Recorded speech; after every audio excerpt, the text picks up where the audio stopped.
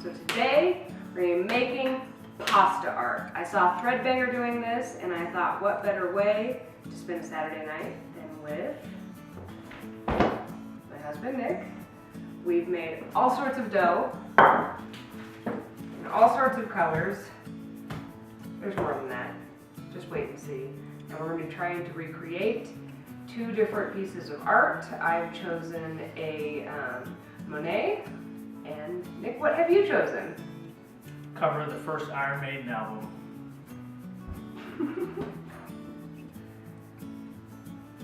You just act like you.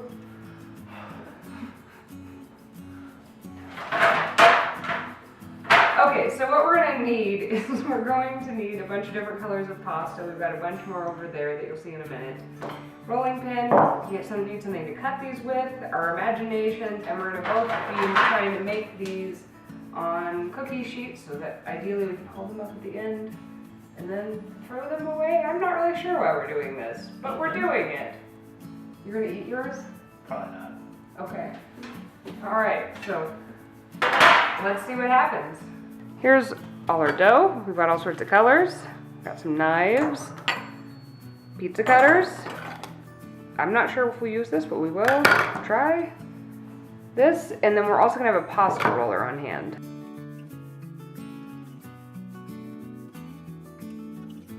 So the Monet I chose was kind of this highly edited, very bright pink version of a Monet lily painting. The first thing I did was I kind of chose the pasta colors from all of the colors I made that I'd be using, and I wanted to start by building the background, which kind of transitions from these pinks to blues to grays with light spots and even some darker purpley areas. And I put them together and decided to put them through a rolling machine so that I could try to kind of create this transition and just build up the background.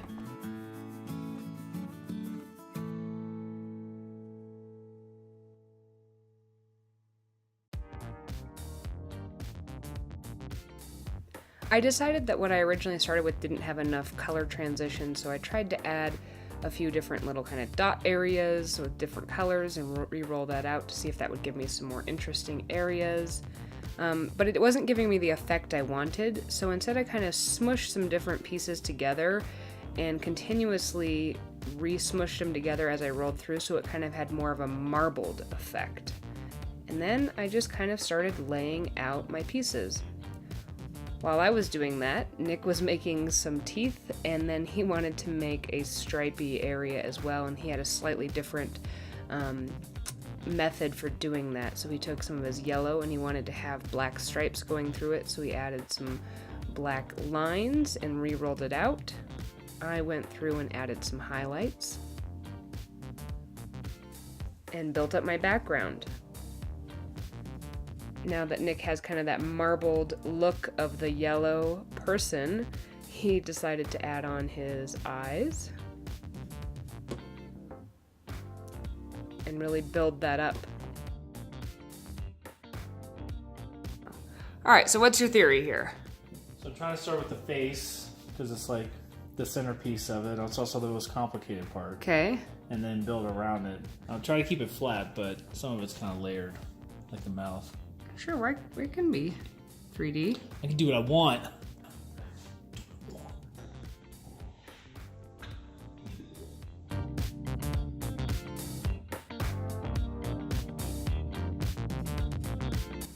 I continued to work on my background, and Nick started to work on his hair, and he was making kind of he wanted some yellows in with his reds for the hair, so he did kind of his striping method again.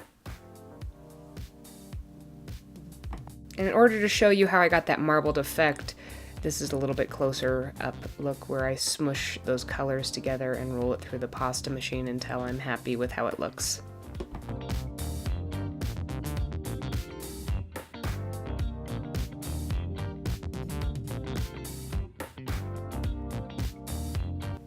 At this point, when I was building up my background, things weren't sticking super well together, so I decided to cover it in some plastic wrap so that it would stay more wet, so I would be able to continue to work on that.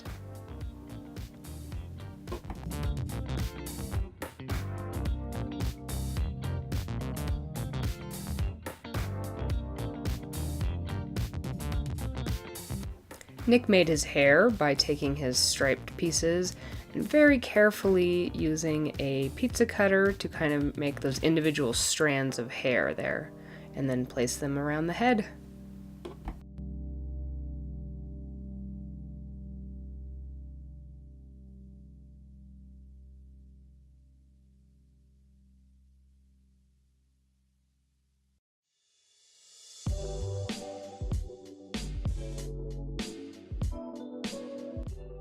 As he'd forgotten to do the background first, and that before he went much further, it was going to be difficult to pick everything up if he went any further, and so he made his black background and replaced his man on it.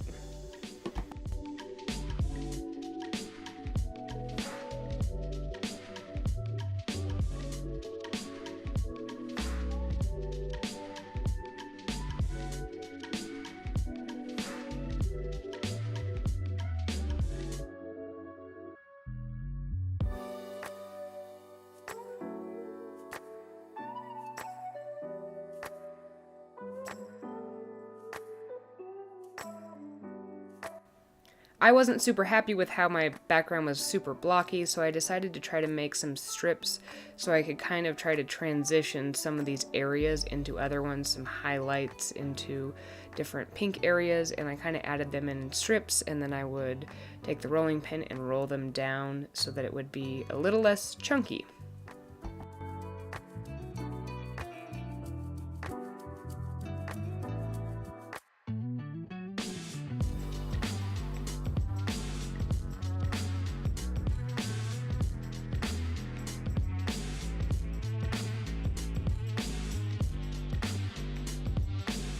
I'd like to say that I was satisfied with how my background turned out, but really I just kind of got fed up with doing it and decided to make my lilies. So I took kind of this corer type tool, and I would cut out the foreground lilies, and then I would pull them a bit to stretch them, and then I made the rest kind of by making little balls and stretching them and rolling them.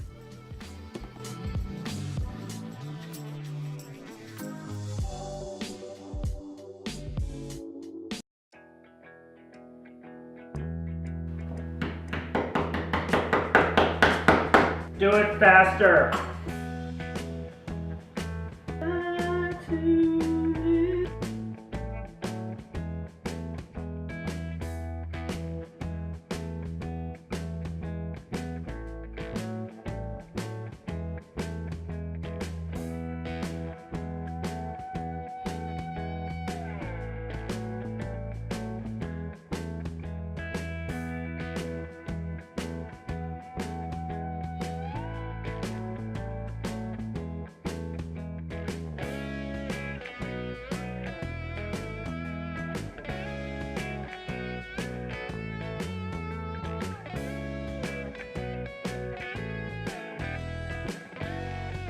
Okay, this is like, what, 3 or 4 hours after we started making pasta dough? Oh, yeah. Okay, so we did it, kind of. It was kind of fun. It was. It just took forever. Yeah, my back's tired and it doesn't really look like what I wanted to, but this is what I did. If you focus on this area, it's okay. I like it. I think it's pretty. You like everything I do. Because everything you do is good. No, that's not true. It is true. All right, let's see yours. There's a lot of details I couldn't get because there was just like a lot of detail in this album cover. But it came out okay. I think you did a great job. I like how I did the hair. I thought that came out good. You did. And yeah, I spent way too long on the lettering. Like way too long. Probably an hour just on that. All right. Done!